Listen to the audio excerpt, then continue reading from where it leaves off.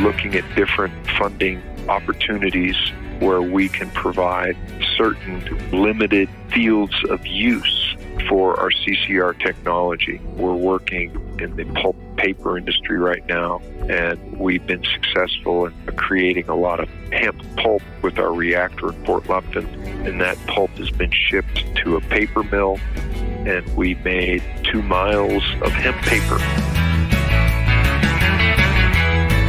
From MJBulls Media, it's the Raising Cannabis Capital Show.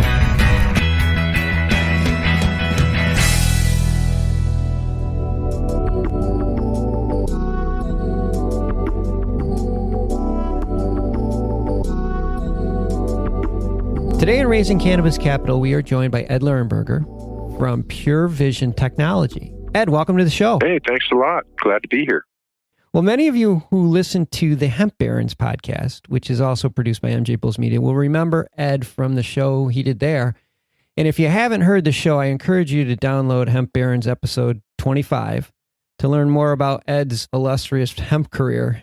Because today we're mostly going to be focusing on his company, Pure Vision Technology.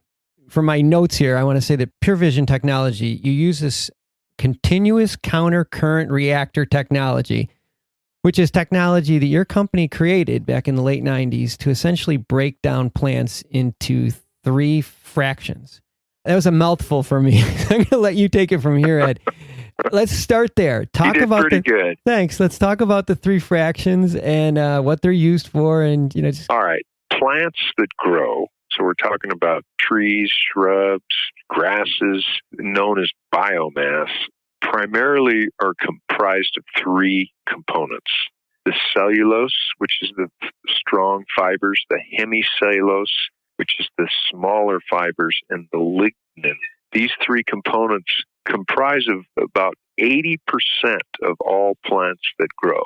So grass and trees and hemp stalks and corn stalks are comprised of mostly cellulose, hemicellulose, and lignin. We've developed a technology to break these down into their 3 components in a very fast and continuous process that we've been advancing during the last 20 years.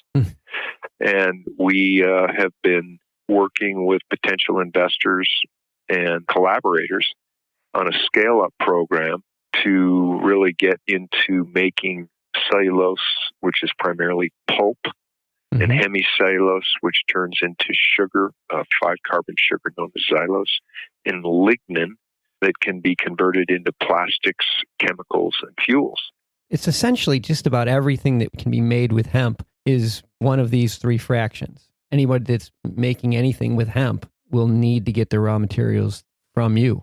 Not necessarily true. Okay. The adage of you can make 25,000 products out of hemp, which has been floated around for decades, is true. When you add our technology, that number doubles. So anybody that's interested in making things out of hemp, you don't need our rather complicated and very advanced technology. There's a lot of low-tech applications that are great.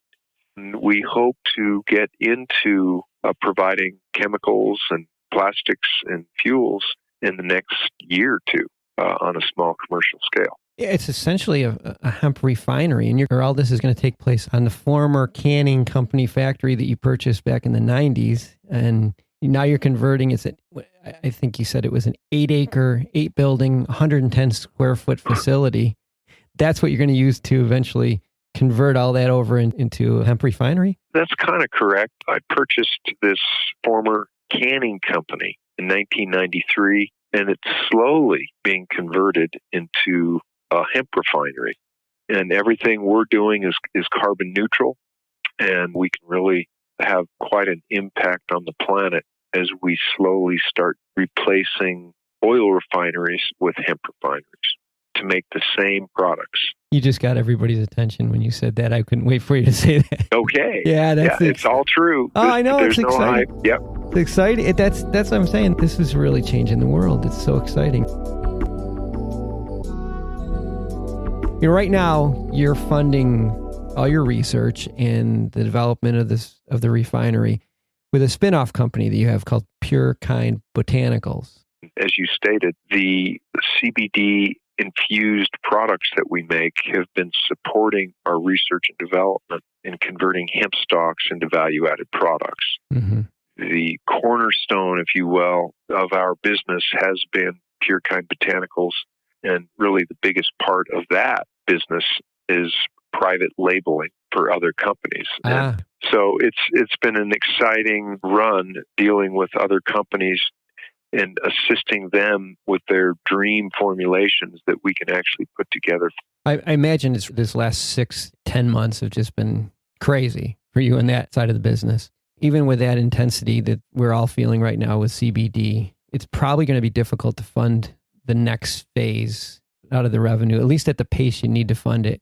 So are you going to raise capital? We're looking at different funding opportunities where we can provide certain limited fields of use for our CCR technology. We're working in the pulp and paper industry right now, and we've been successful in creating a lot of hemp pulp with our reactor in Fort Lupton, and that pulp has been shipped to a paper mill, and we made 2 miles of hemp paper that we're now 2 miles? 2 miles long by 24 inches wide. Oh my gosh. Right now we're working with companies to do their packaging out of hemp paper. So it's an exciting time for us. Yeah, a lot of opportunity. Yeah. I'll have all of Ed's contact information and investor information. So if anybody wants to talk to Ed further, they can check on our website or reach out to Ed directly. But Ed, I have a feeling that this is going to be one of those things that you're going to be beating these people off because everything is moving in this direction. You're at the right place at the right time on this one, that's for sure. Well, I like your confidence. We've been doing it for so long, and we've been self-funding it for so long. So it will be a new day for us to have investors that are sincere and not greedy. And I might as well say this to your listeners. We're looking for strategic partnerships. Companies really want to see this succeed, and it's not the get-rich-quick scheme. This is, down and dirty, building refineries. Takes years to plan, years to build, and hopefully decades to implement and be profitable. Yeah, but you're going to end up changing the world when you're done. So, Ed, thanks for being on the show today. This is really good stuff. All right. Well, join us as we change the world with hemp refineries.